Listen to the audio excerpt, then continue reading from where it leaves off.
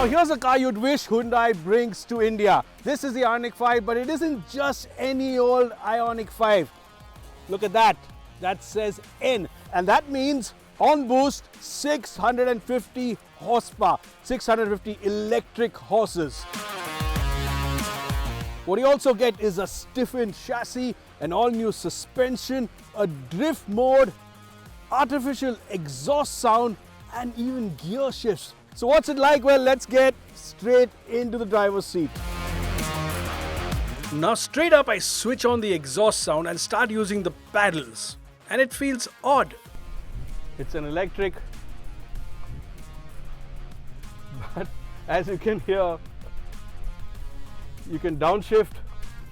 It simulates the noise.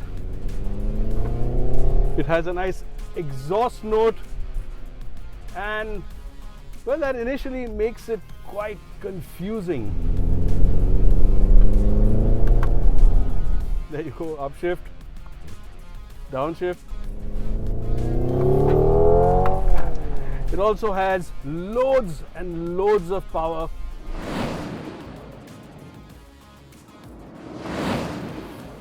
In normal, however, it's smooth and linear, and because it's an EV, Hyundai has managed to tune it superbly. That raw grunt, however, is always there. Now I've got it in normal, and even here it feels like it's raring to go. Put your foot down and wow, with that simulated blip, it just takes off.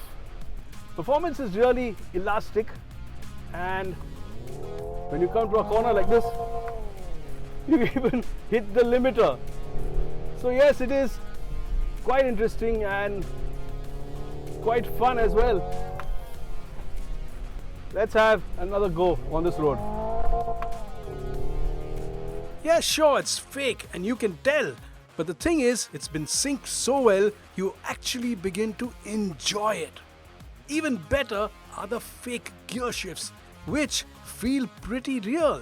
You get a pause in power flow, the nose of the car dips, and Hyundai has even used regen to mimic the mechanical drag created when you execute a downshift. And flip a button on the wheel and you even get a nice tachometer.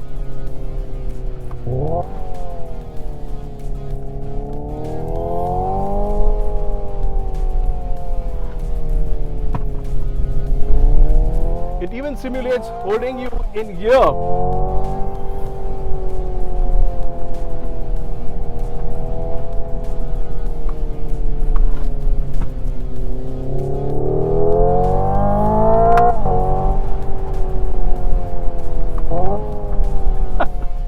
That's quite fun. The smart bit again is that Hyundai has made it sound like a boosted 4-cylinder and not a V8 or a V12, which it could have easily done. It's also genuinely quick.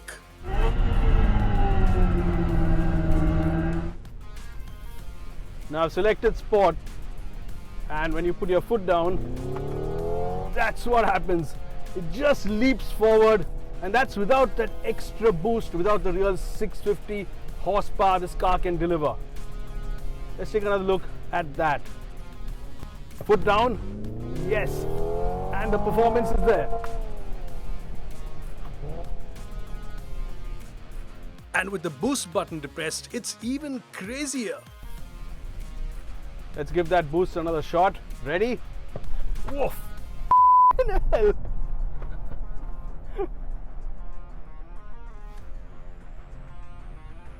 With upwards of 760 Newton meters of torque, hitting that right pedal feels like being drop-kicked.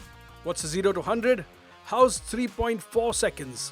You can even change torque distribution and drive it either like a front-wheel drive car, a rear-wheel drive car, or even a 4-wheel drive one. Also, while it weighs 2.2 tons, boy oh boy does it bring out the smiles in corners. The N division calls it a corner rascal. What's also pretty clear is that the N division on Namyang has really tightened up the way this car drives. Now, sitting here behind the wheel, this feels like it's the size of a Golf or something even smaller, maybe a Polo GTI. And it feels really chuckable. and blessed with tremendous grip.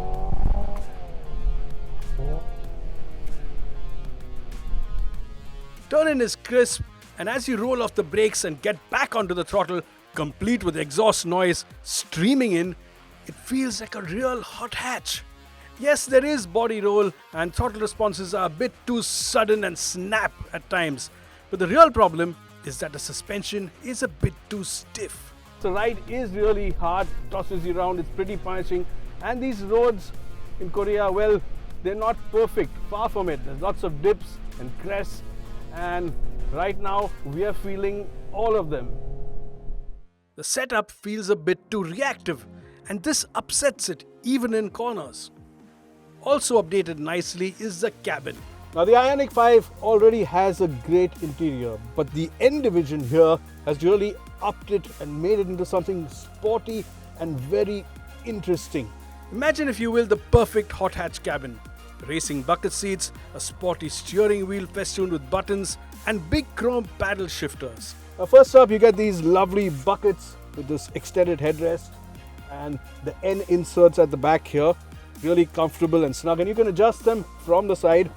They're not powered fully, you have to slide it in front from here, but they're really comfortable and good for long distances. The sides also hold you when you get into the corner, and that really is perfect. Also new is the design of the instrument panel. It's extremely sporty now, and it works superbly with the buttons and the dials on this suede Alcantara steering wheel with this N on the steering boss. It's really nice to hold. You get paddle shifters for that feature that this car is unique for, the artificial gear shifts, and there are these two shortcut buttons. This one's for the drive modes. You get sport, normal and eco, and if you go to this N button here, you get a boost for a short amount of time, gives you a countdown, it gives you extra boost. That's the 650 horsepower, and around this side you get a traditional tachometer, which really does make you feel like you're driving a combustion engine car. You also get interesting details like the motor temperature for the front and rear, and the battery temperature as well. Right now it's 2 degrees outside, and the car is keeping both the motor and the batteries up to around 19 or 20 degrees. Also very comfortable over long drives. The theatre seating at the rear hits the spot, and it's wide and roomy as well. There's no sunroof, but you do get a usable boot, which sort of makes it practical.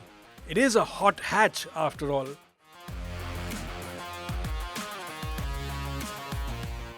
Wouldn't it be great to have an electric performance car or hot hatch like the Ioniq 5N? Plug it in at home, pay almost nothing for the electricity, and then go out and really juice it. The running costs will be minimal, and then you can go out and drive it hard every day. Sure, the performance is there, but what really makes the experience special is that the exhaust note and those gear shifts work really well. And then you can customize the driving experience endlessly. And ride quality apart, this hot hatch can do pretty much everything. What it also is Hyundai showing the world that when it comes to EV tech and making a genuinely fast and fun to drive electric car, it is second to none. So yes, absolutely, this is a landmark Hyundai, probably the first one. And yes, I think a fair number of Indian car buyers could be willing to pay upwards of 65 lakh for it. It's that good.